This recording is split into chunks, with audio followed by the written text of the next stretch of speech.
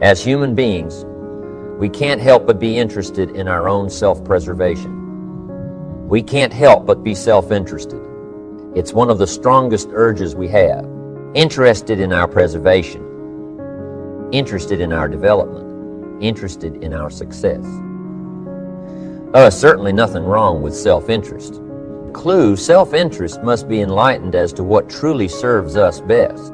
When I found out that self-interest was okay, that was a big relief to me. Now, we're not talking about selfish. We're talking about self-interest.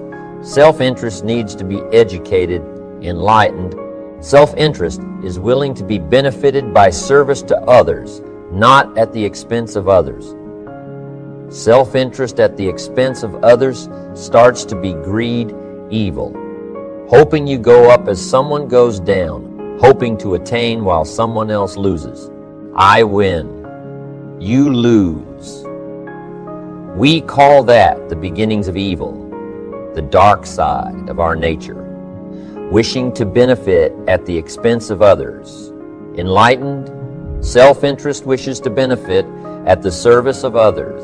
A friend of mine tells this little story about a person she hears from about every 3 months or so.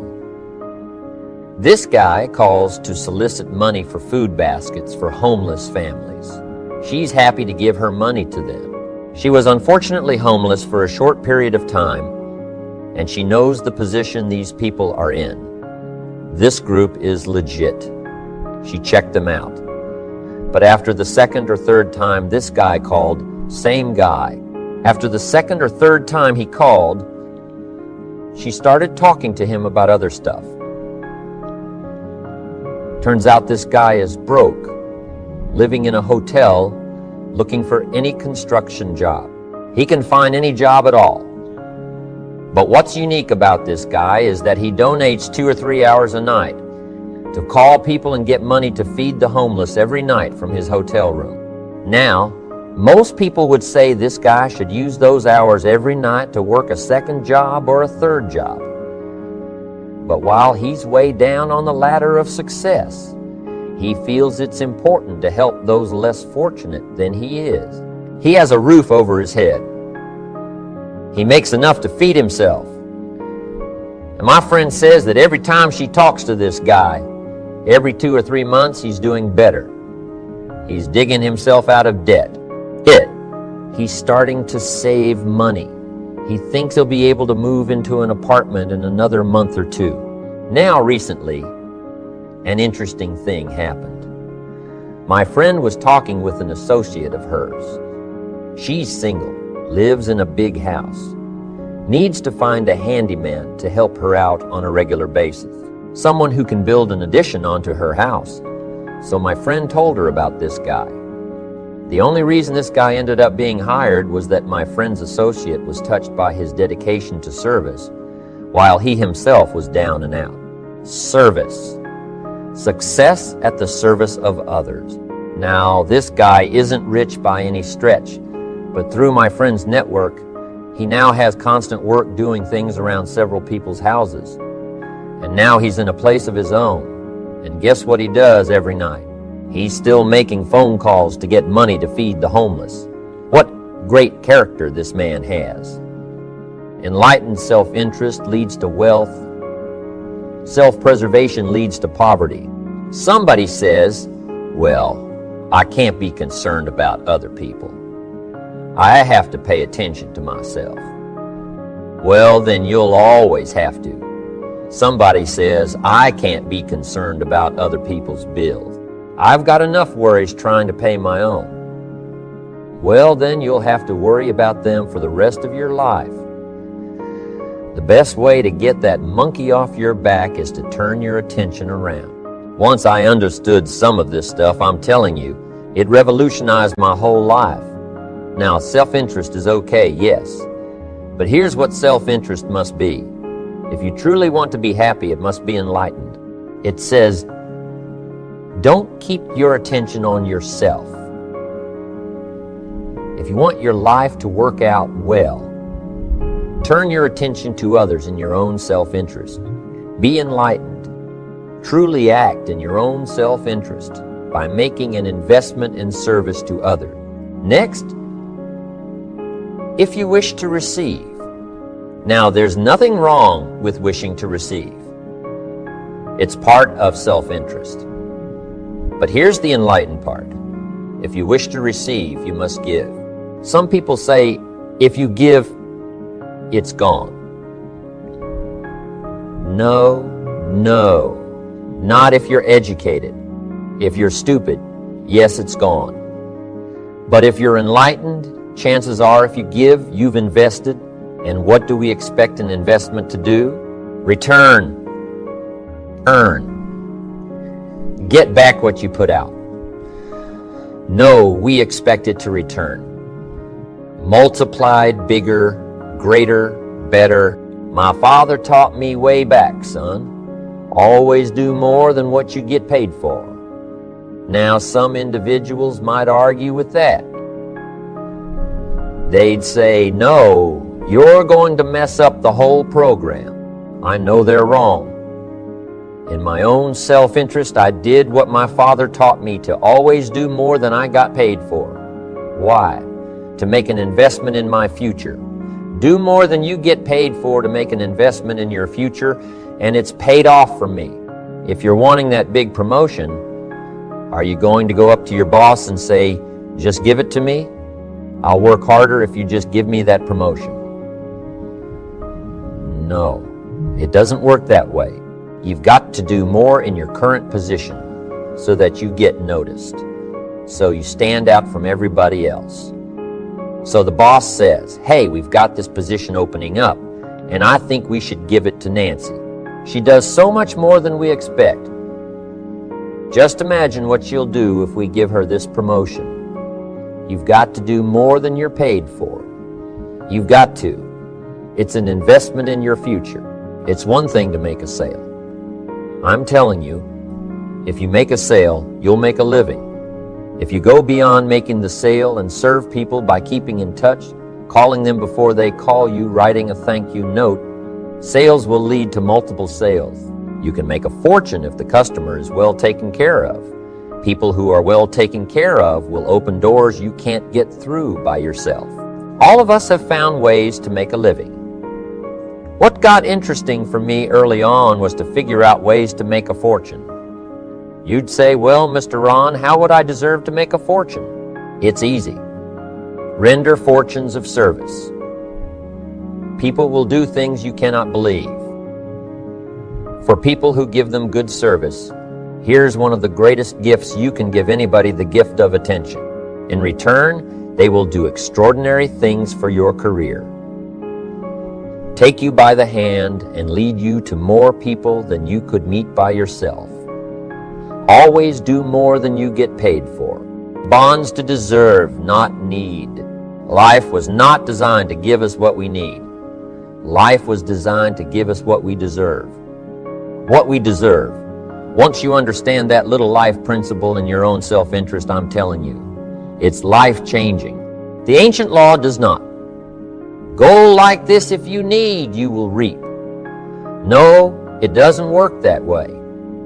A lot of people out there are hoping it works that way, but no, it doesn't. The ancient law goes like this: if you plant, you will reap. If you sow, you will reap. Somebody says, well, I really need to reap. Well, then you really need to plant it in your own self-interest.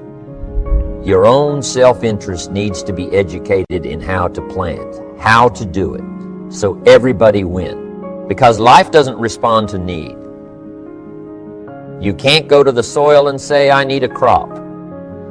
The soil just smiles at you, and here's what the soil says: don't bring me your need. Bring me some seed. Bring me some effort. Bring me some discipline. Bring me some interest. Bring me some service. Bring me these things, and I'll return to you. Multiplied by 2 times, 5 times, 10 times. You can't come with need. You've got to come with seed. You've got to come with willingness. You've got to come with skills. You've got to be willing to learn, willing to change, willing to grow, willing to put yourself out, willing to stand up to the bad weather, willing to pull out the weeds, willing to nurture. That's the only way you get a return. Once you understand these principles, self-interest now truly becomes an exciting challenge, making sure everybody wins. Enlighten self-interest makes sure that everybody wins.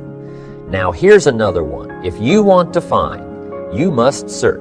And if you search, you will find. In order to find, you must search. You must go to church. You must go to the seminar. You must go to the library. You've got to go to the bookstore. You've got to go to the class. You've got to go to the training. You've got to go searching. Why? If you search, you will find. You'll find ideas. You'll find inspiration. You'll find hope. You'll find contacts.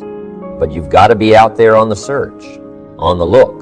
Life reserves its treasures for those who deserve it, not those who need it. Enlighten self-interest. Giving so that you will receive. Searching so that you will find. Making sure that everybody wins all the way around.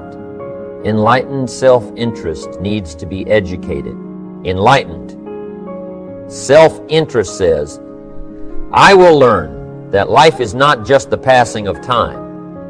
I will learn that life is the collection of experiences, ups and downs, highs and lows, laughter and tears. You must decide to act. You must have the discipline to act. Now, here's what's important about discipline. One discipline affects another discipline. All disciplines affect each other. In fact, here's a good philosophical phrase: everything affects everything else. Nothing stands alone. Don't be naive and say this doesn't matter. Of course it matters. It all matters. Some things may matter more than others, but everything matters. If you'd rather sleep in than go for a walk around the neighborhood, pretty soon it will matter. If you'd rather spend your money instead of saving it, pretty soon it will matter. If you'd rather put off a letter to an old friend instead of corresponding regularly, pretty soon it will matter. If you'd rather work late every night instead of going home and spending time with your family, pretty soon it will matter. It all matters. Every letdown affects the rest. If you won't walk around the block, you probably won't eat right. And you probably won't buy the books, and you probably won't attend the seminars, and you probably won't spend your money wisely.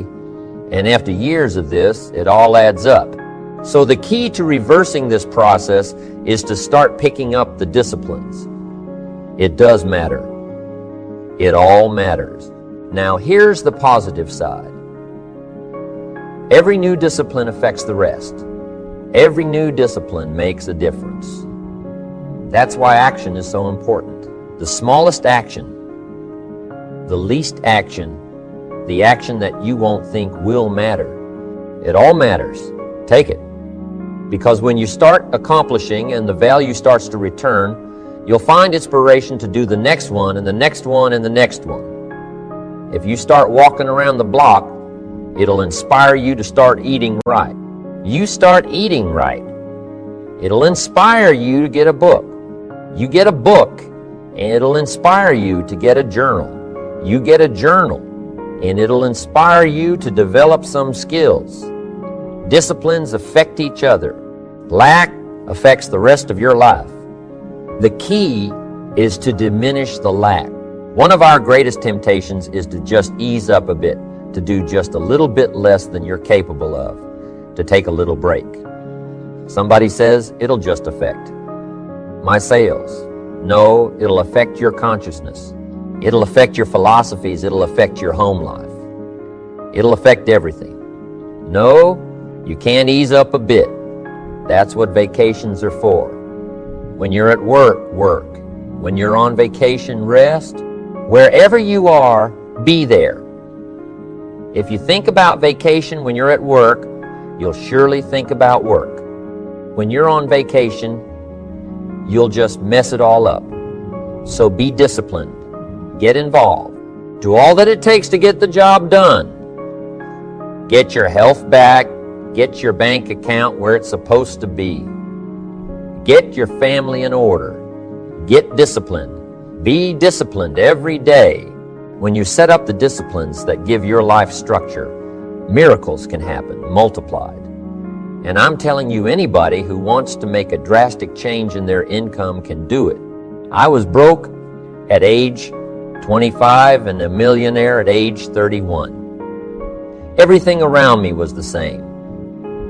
I changed. I refined my philosophy. I read the books. I took the classes, started looking at life a little differently. I'm telling you, it works. Now there are 6 principles of building ambition that we will discuss as we go through this program. These principles work together, creating and directing energy, directing your energy toward achievement, directing your energy toward self-expression. Right now, we'll touch on the 6 principles in definition only. And later in the program, we'll get into each one separately. Here they are, the 6 principles of building ambition. Number 1, positive self-direction. Knowing who you are and where you want to go.